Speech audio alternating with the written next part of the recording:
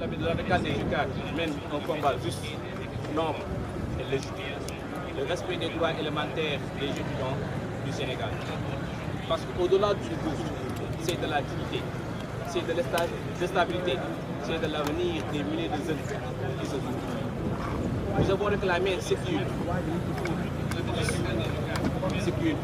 rien de plus, rien de moins. Nous l'avons fait avec calme, avec patience, mais aussi avec responsabilité. Nous avons épuisé toutes les voies du dialogue. Mais lorsque la porte est fermée, lorsque l'oreille devient sourde, il ne reste qu'une seule voie, celle de la mobilisation. Pendant 3 semaines, les étudiants de l'UCAD se sont levés, non pas pour semer le désordre, non pour défier qui que ce soit, mais pour rappeler à l'État du Sénégal que nous avons qu'on ne peut pas bâtir un avenir en négociant, en négligeant sa jeunesse. On ne peut pas espérer le progrès en affaiblant les étudiants. On ne peut pas développer un pays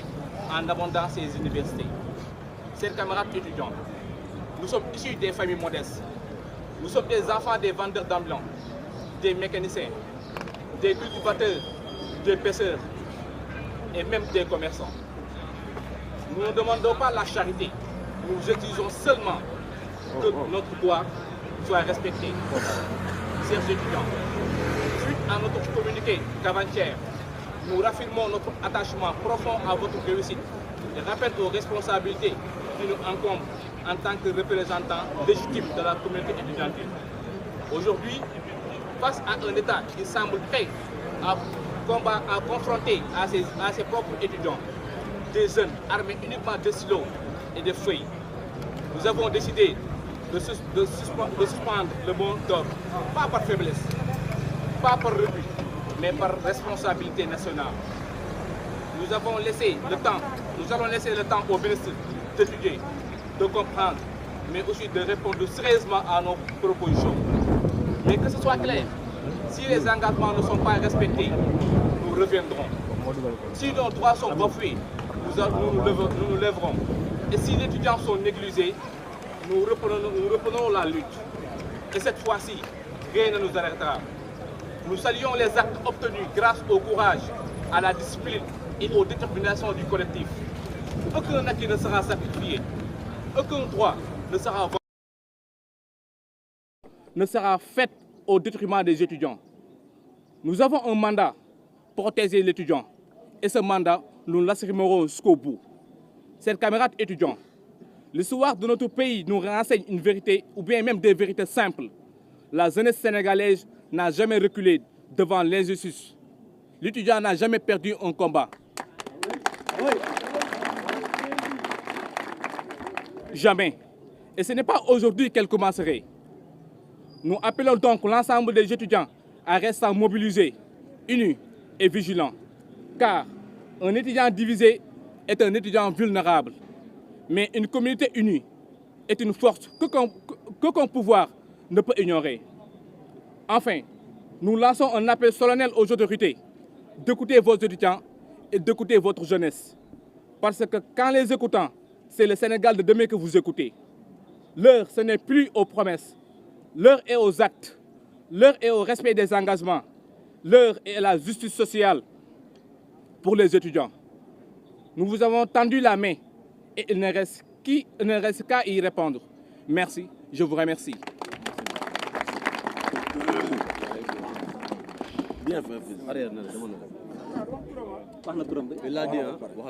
C'est Mbaye Biteye, le président de l'amicale des étudiants de la FASEC et membre du collectif des amicales de l'UCAD. C'est bon. Mbaye posal wala xoolal waaw wala nga ñëw toog nii bàcc ñëw na Il y aura des questions après, n'est-ce pas? ah bana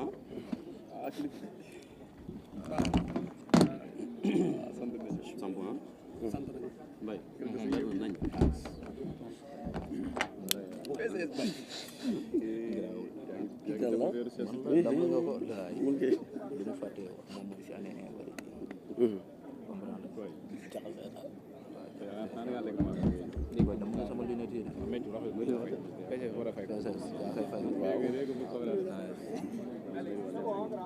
c'est bon oui.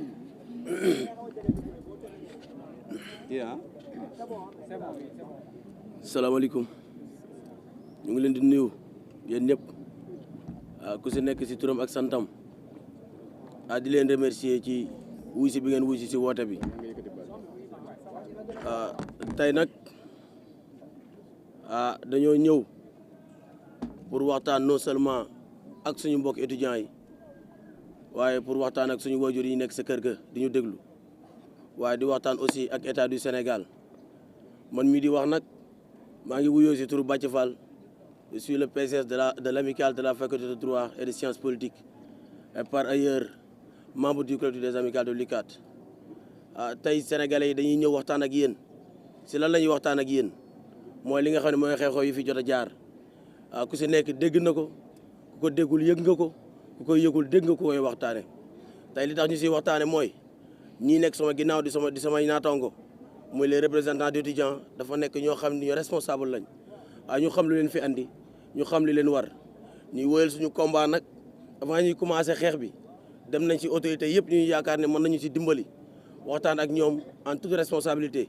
waaye boobu ba léegi dara évolué wul dara changé wul ñu décidé nag wàcc sur le terrain wan Sénégalais yëpp ni leen ñun ñu ngi ci terrain bi nan ñu déglu pour que ñoom si bu seen côté ñu waxtaan ak ñi nga xam ne nii ñoom la ñu war a waxal pour ñun ñu am dëgg waaye nag bañ commencé xeex bi heure bu ñu ko commencé rek dina am ñoo xam ne ay kilifa lañ yu dëkk ci réew mi bëgg réew mi ñëw ñaan ñu la dalal leen bu ñu dalalee ba ca kanam du ñu dégg dara ñu commencé waat xeex bi bu ñu demaatee ba ca kanam ñeneen kilifa ñëwaat ñaanaat ñu déglu leen di dalal leen ñu dalal waaye dafa dem ba ca biir état du Sénégal utiliser yenn moyens yoo xam ni dafa fatal bu ñu nee fatal mooy mën na sax rey nit ñu ko commencé si takk der yi ànd nañ leen si biir kër gi ñu bëgg di xeex ak ñun si fii xam ne nii ñun amuñ benn protection bi loolu xewee ñu jàmmarloo ak ñoom dékku leen mu am suñuy camarades yu gaañu yu metti ñu dem ba nga xam ne nii lii baaxul ci ñun baaxul ci réew mi parce que li ñuy bañ mooy li fi daan xew saa su ne dafi xew mooy nit ku dee si biir campus bi ñu ne nag ñun bu ñu ñëwee bëgguñu benn nit bu loru si ñun parce que tamit ñu ngi sóor ëllëg parce que tamit ñu ngi xool suñu diggante ak yàlla ñu ne nanu dalal bu ñu dalalee ñu toppaat yeneen waxtaan respecté waat maanaam journée sans ticket yi ñu doon def maanaam ngénte tubaab ak jàng bañ a am bu ñëwee ba ca biir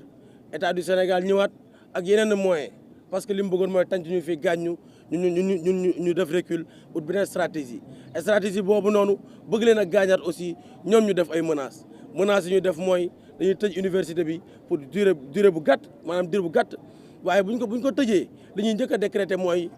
année non valide bu ñu defee année invalide mooy année boo xam ne nii kenn du avancé kenn du arrière day mel ni rek ku si nekk fa nga tolloon dañuy considérer comme redoublant mooy doo passé léegi nag ñi nga xam ne tey benn tànk moo leen desewoon maanaam ñaari chance lañ amoon utiliser nañ benn bi mu dese leen benn ñu ko war a ko lijjanti ñoo ñëpp dañuy obligé ñibbi tey ñi xam ne ñu fi nekk war a commencé waat aussi dañuy yàq seen benn tànk ñu dese benn tànk ñun tam ñu toog ñu waxtaan ñu ne tey avenir u Sénégalais yi avenir étudiants yi moo ëpp doole tey benn xaalis nga tey dignité humaine kenn mënu ko jënd et que tey ñun bëgguñu tey suñu carrière dara lu ko taxal ñu ne tey état du Sénégal li mu bëgg mooy ñun mu utiliser ñu pour rey des centaines de milliers d'étudiants ay téeméeri junniy nit loolu bu mu xewee nag ñu toog ñu waxtaan ñu ne lii duñ ko accepter dans la mesure où tey du ñu nangu tey état du Sénégal sacrifier ay nit si suñu tur utiliser ñu sacrifier ñu entamé ay conseil discipline di xool ñu muy dàq loolu duñ ko nangu waaye nag slogan bi ñuy wax tey la gën a dëggu muy l'étudiant ne perd pas un combat l'étudiant ne perdra jamais un combat li ma bëgg a wax foofu mooy étudiant du mës a perdre combat et képp ku jàpp ni dellu nan ginnaaw yaa ngi nax sa bopp étudiant yi fi ne ak ñi fi ne bokkul ak ñi fi nekkoon ñi fi ne jaral na leen dëgg gi ñuy wut jaral na leen ñoom ñëpp ñu dàq leen ñu ñibbi ñi fi ne dëgg gi ñuy wut jaral na leen ñoom ñëpp ñu rey leen ñi fi ne dëgg ñuy wut jaral na leen te tey nag dinañ dégg fu nekk wax waaye dañuy dalal ñëpp maanaam di wax ñëpp nañ am confiance ñëpp nañ dalal seen xel te xam ne ñii fi ne duñu la sacrifier un combat ñii fi ne kenn mënu leen a jënd amul sax prix bu leen buñ mën a jar ñii fi nekk kenn mënu leen a xooxatal ñii fi nekk kenn mënu leen ragalloo kenn mënu leen defloo dara di leen wax ne dal leen seen xel sama mbokk étudiants yi tey combat bi ngeen entamé ñu commencé ko ñun jiite leen si da ngeen dalal seen xel xam ne dañ si am ndam nañ si am ndam ci nii wala nañ am si ndam ci nee fi ñu commencé démb pour wax ni ñu ngi si beneen stratégie dem nañ xool dem déposer lettre d'audience une demande d'audience auprès de la présidence ñu jébbal ki nga xam ne mooy suñu président son excellence monsieur Bassirou Diomaye Diakhar Faye di ko nuyuwaale di rafetlu aussi taxawaayam ci dëkk bi di ko wax ne tey étudiants yi tànn na la main parce que fi ñu toll nii bu weesoo ministre yi gis nañu moom mooy njiit gi nga xam ne moo fi jiitu mooy ki nga xam ne mooy suñu bàyyi ñun ñëpp bu lépp weesoo tey dem nañ jébbal ko lettre d'audience bëgg a gisante ak moom waxtaan ak moom ñu ngi ko def démb bañ fa jógee dem nañ jaga ñaaw foofu aussi famille bi dalal ñu waxtaan ak ñun conseil ñu ñaanal ñu bañ fa jógee ñu dem Kaolack si xalifu Niassène Maye Niass donc pour wax leen ni tey étudiants yi fi ne dañu am ay moyens de lutte yu utiliser tey du ñu bàyyi dara loo xam ne nii suba mën nañu si gaaral tey ba méttee li ñu def mooy reculer dem seet ñi nga xam ne ñoo suñ kilifa ñun ñëpp waaye nag ñu ngi dalal may benn dur ak autorités yi may ko dir kilifa diine yi di leen wax ne tey bu ñu yëkkati waatee xeex bi du kenn koo xam ne moo ñuy dalal bu ñu yëkkati waatee xeex bi dinañ am ndam si nii wala ci nële loolu voilà si turu étudiants yëpp si turu représentants yëpp ñu ngi remercier ñëpp ñi nga xam ne nii depuis ñuy commencé ba léegi ñu ngi ñëw di jàpp ci xeex bi ku si nekk ak ni nga si jàppee di masaw aussi suñu camarades étudiants yi xam ne ñoom ñoo gaañu di leen wax ne tamit loolu la tey ku si nekk sa bopp nga doon xeexal say rek nga doon xeexal say doomi ñoo nga doon xeexal parce que état du Sénégal li mu bëgg a def nii bu ko réussir ñun ñëpp ñu fi fekk boo liggéey dinañ jooy jërë ngeen jëf.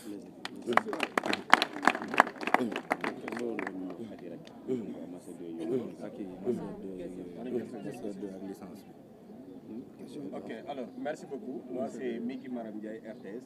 On a vu que le gouvernement a fait également une proposition. Que pensez-vous concrètement de cette proposition faite par le gouvernement à travers la direction des bourses? Voilà. Est-ce que la manifestation également est maintenue, qui a été annoncée à travers votre proposition? waaw Les deux versions. waaw am na lu xew parce que état du Sénégal dafay jouer ak nit ñi benn nax bi mooy combat bi ñu koy commencé li mu waxoon mooy ñooñu dañ leen a forclos mooy koo xam ni bokkatoo si liste yi dañ la génnee bi ñu andee texte yi andi droit andi lépp teg ñu ne effectivement ñii ñu ngi seen droit waaye nag mënuñ leen a fay léegi ñu leen nan ngeen leen mën a fayee ñu ne non dañuy bàyyi ba 2026 2027 ñu fay leen ko pàcc par pàcc weer par weer ba mu mat bi ñu defee loolu ñun leen lii mënuñ ko accepter parce que lu fi mus a xew la li fi daan xew chaque jamono buñ tolloon fii état bu fi mus a nekk li mu daan def gars yi rappel moo dañ daan boole li nga am yëpp jox la ko nga commencé waat dañuy fàttali parce que dañuy dégg ci wax yi ñenn ñi naan booy yooyu dañoo toog jànguñu ñàkk a toog jàngul amul li xew mooy chevauchement d'année dafa am ñoo xam ne dañoo am temps bu ñu perte temps boobu bañ ko perte booy dañoo perte benn année boobu ñu perte ñu ngi ko doon jàng waaye nag ñi nekk master ñu ngi ko doon jàng licence 3 boobu ñu ngi jàng seen licence 3 lañ doon jàng boobu ñooñu noonu toog at kenn fayu leen ñu koy muñ di leb di xeex di ñafe parce que ñooñu seen avenir moo leen gën a lu ñu mën di am bi ñu defee loolu di xaar rek nag am yaakaar parce que mus sa nekk problème chaque jamono bu jotoon dañ lay rappel directement léegi nag ñooñu muñ di boole lu ñu am ak lu ñu amul lu ñu bëgg ak lu ñu ñàkk toog di muñ nag ba seen période bi nga xam ne moom lañ doon xaar jot ñii leb nañ ci ñii def nañ ci lu ne période boobu jot nañu leen déedéet yéen bokkoo leen bi ñu xeexee ba ñoom ñu nangu ne léegi bokk nañ ñu andi léegi beneen stratégie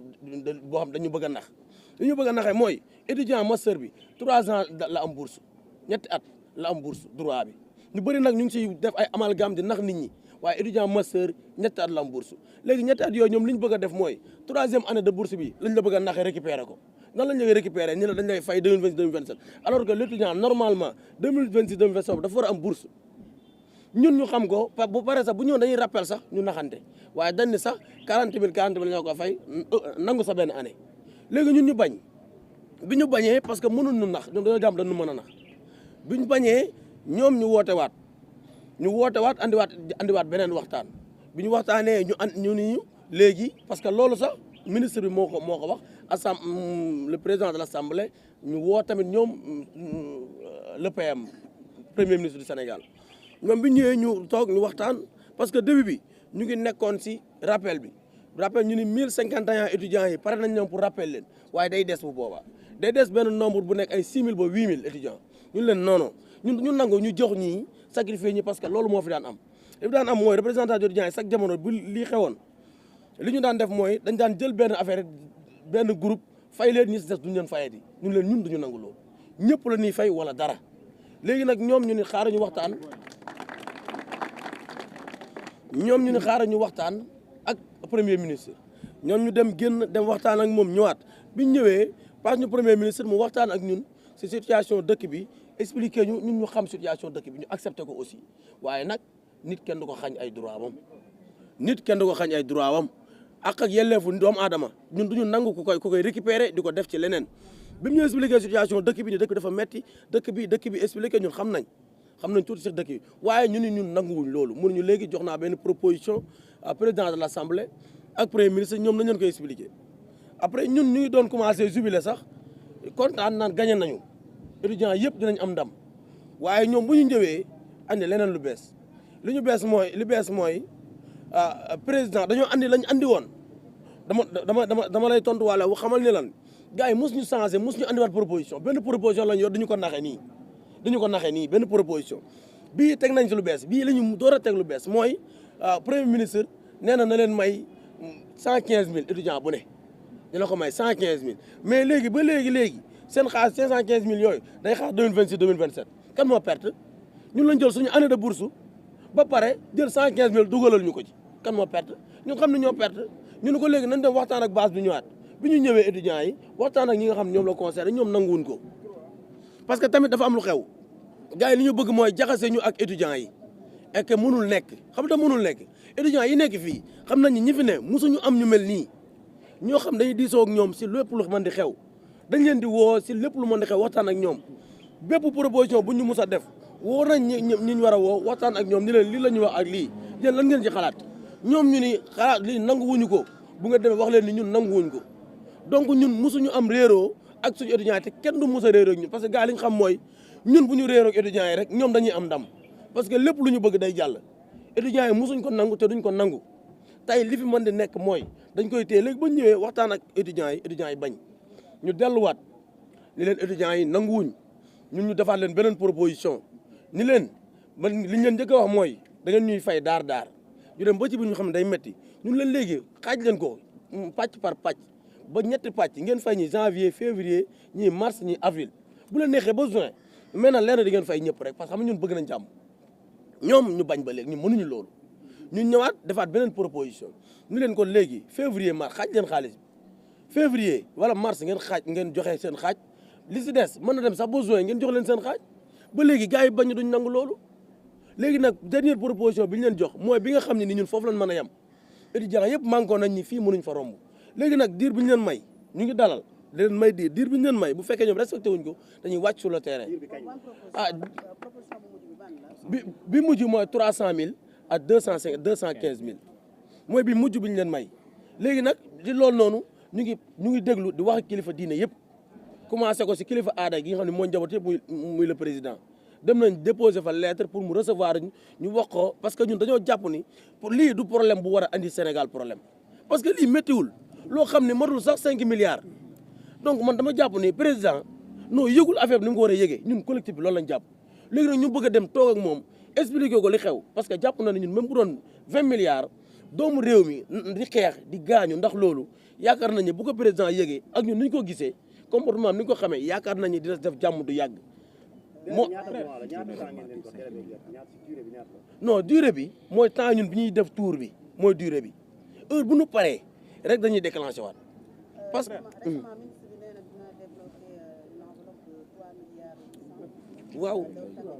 waaw loolu yëpp mooy li ma la wax rek gars yi dañuy bëlëfe dañuy nax mooy li naan taf yëngal moo fi am xam nga tam moo fi am gars yi ñun ba ñuy xeex ba xeex bi metti li ñu def mooy dañoo dindi master 2 bi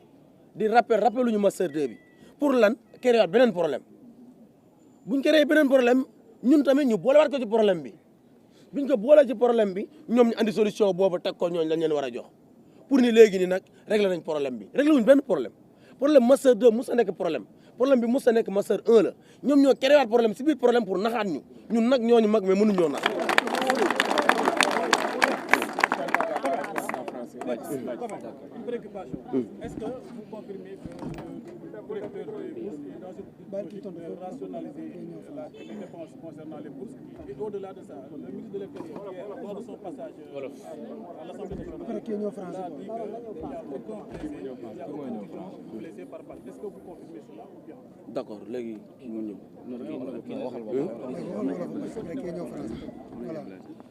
Voilà xam nga ñun nekkuñu ay experts ñun ay étudiants lañ defuñ formation militaire li ñu xam mooy gaañu lañ xam grenade lacrymogène ku mu dal ñun xam nañ ko waaye ku leneen dal da xam nañ ko parce que man suma cheville bi grenade lacrymogène moo ma dal bi ma dalee bënnul sama tànk moo enflé wu gonflé wu ma dem def rajo ñeneen ñi leneen dal seen tànk dafa bënn donc loolu ñun duñu ay experts waaye ku si nekk si Sénégal dañ lay bàyyi nga xool lu war a def loolu grenade ñi mu dal danoo neewi waaye dafa am ñoom ne seen yaram bi dafa bënn mu coxatiku dem donc ñun waxuñu bal la waxuñu la waaye li xam mooy grenade li dal nit ñi muy grenade bokkul ak li dal ñeneen ñi loolu mooy li nga xam ne bëggoon naa ko wax foofu noonu. waaw bu ñëwee si rationalisation bi du ñun ñooy état du Sénégal ñun gëm nañ rationalisation waaye lu si ne da am fu muy commencé li nga tey changement d'année bi am étudiants yoonam nekku ci ay problème politique la ak Covid 19 moo fi jaar problème étudiants yi perte si 1 an loolu du ñun ñoo koy réglé bu ñuy rationaliser nag dañoo war a xool ñu ëpp doole ñu commencé wàcc ñi gën a tuuti étudiant mooy couche bi gën a ñàkk doole mooy ñi nga xam ne 40 000 la ñu am ak 20 000 damay dégg ñu naan étudiants yi bourse étudiants ñi am bourse bëriwul étudiants yi boo xoolee 30% ñooy am bourse ñu ci ñi ëpp amuñ bourse mais de gars yi dañ naan ñëpp am bourse étudiants yi amuñu bourse règle yi fi nekk ci bourse ñu koy appliqué étudiants yëpp amuñ bourse te ñëpp mënuñu am bourse léegi rationalisation bi d'accord waaye nañ ko commencé ci kaw en commençant par le président wàcc ci suuf ba yegg ci suñun ñu boobaa nañ ko accepté waaye commencé suñun yëg duñ ko nangu.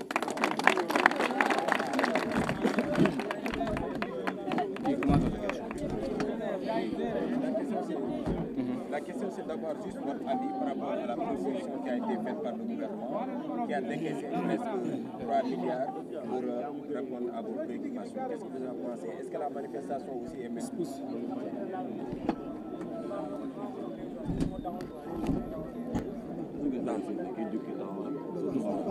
C'est bon. C'est bon. Ok, bon. Concernant votre question, Oui, la proposition du gouvernement qui a décaissé près de 3 milliards pour répondre à vos préoccupations et la manifestation, est-ce qu'elle est maintenue? D'accord. Il faut dire que nous ne sommes pas des enfants. Nous sommes des étudiants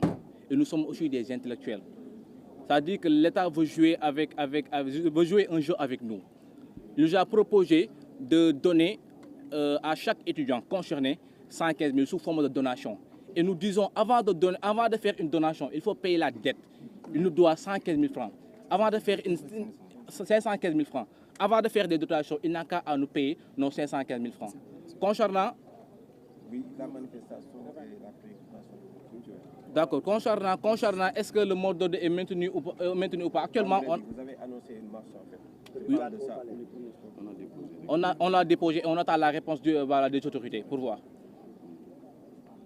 Alors, est-ce qu'on peut dire la direction des bourses est dans une logique de rationaliser les dépenses concernant les dépenses? Au-delà de ça également, le ministre de l'Intérieur hier, lors de sa sortie à l'Assemblée nationale, il a dit qu'il y a aucun étudiant qui a été touché par balle. Alors, êtes-vous d'accord avec lui? D'accord. Concernant la rationalisation, je pense que l'étudiant n'a que 40 000 francs par mois. Les députés, les ministres et les DG ont des millions chaque mois. Pourquoi pas ne pas pointer leur salaire? Pourquoi pas se pointer tout le temps sur les 40 000 d'un étudiant? Nous demandons à l'État sénégalais de respecter les étudiants. Et concernant ce qu'a dit, le journaliste, concernant sur les blessés ou pas, les images sont là. Donc je dis en fait à la population du Sénégal de voir par eux-mêmes. Parce que les images sont là en fait. Nous n'avons pas fabriqué des images. Il y a des étudiants qui sont touchés par des balles. Et ce que nous déplorons vraiment, les étudiants, nous n'avons pas la formation des militaires. Nous sommes là pour étudier. Dis à des forces de l'ordre de venir ici dans le campus et de tirer des étudiants, c'est vraiment déplorable. Et vous confirmez les propos du député Thierno Alassane Sall parce qu'il a été démenti hier par le ministre de l'Intérieur. Il dit qu'il y a des étudiants qui ont été touchés. On confirme, oui. Il y a des étudiants qui ont été touchés. Il y a des étudiants à qui on a blessé. Par balle, oui. Vous pouvez revenir sur les différentes propositions, s'il vous plaît? Bon, concernant les différentes propositions, je pense que, comme l'a dit le PCS, la première position que nous avait dit la direction des bourses, ou bien le directeur même des bourses, c'est qu'il ne peut pas payer les bourses. Les étudiants sont fort clos. Alors qu'il faut savoir que pour les étudiants concernés, on a payé une partie des étudiants et pour l'autre partie, on nous a dit qu'ils seront fort clos. Ce sont les premières propositions que la direction des bourses nous avait dit. Et nous avons dit niet. Nous n'allons pas accepter ça. Maintenant, concernant les discussions, la deuxième proposition qu'il nous a dit, c'est qu'il ne peut pas payer ça, il ne peut pas payer le bourse de 2024-2025 pour le budget de 2025-2026. Il va attendre jusqu'à sur le budget de 2026-2027. Alors qu'entre-temps, un étudiant peut voyager et laisser son argent ici. Un étudiant même, voilà, peut cartoucher. Un étudiant peut abandonner, ce que nous n'allons pas accepter. La seule chose qu'il a ajoutée, c'est de faire une donation de 150 000 francs à chaque étudiant, 115 000 francs à chaque étudiant. Et nous, c'est ce que nous disons en fait. Avant de faire une donation, il faut donner à l'étudiant vraiment son argent. Il faut payer les 115 000 francs. Et que, comme je le dis tout le temps, nous sommes un collectif responsable. Parce que, en fait, nous sommes conscients du déficit budgétaire dans le pays. Raison pour laquelle on a dit à l'État, c'est-à-dire qu'actuellement, on comprend la situation du pays. Nous vous proposons de payer ça, une partie en janvier, une partie en février et une partie au mois d'avril. Ce sont les propositions qu'on avait dit à l'État. Maintenant, dans notre communiqué qu'avant-hier, nous avons mentionné que nous avons donné des propositions. L'État n'a qu'à payer 300 000 francs pour le mois de février et 215 000 francs pour le mois d'avril. Voilà. La dernière question, est-ce que toutes les bourses de la licence ont été payées? Non. Il y a des cas d'omission pour la licence 1 et pour la licence 2 même. Vous êtes au nombre de combien? Le nombre de quoi? Le nombre de gens qui n'ont pas reçu ça, ma soeur. Non, nous n'avons pas ce nombre-là. Mais ma soeur, c'est 8 000 étudiants. Oui. Ma soeur 1, c'est 8 000 étudiants. Ma soeur 2, bon, nous n'avons pas reçu. J'ai pas entendu. Et les gens, on ne voit pas le nombre. Mais juste ce sont des cas d'omission en fait. Ouais. C'est gentil. Allez, merci.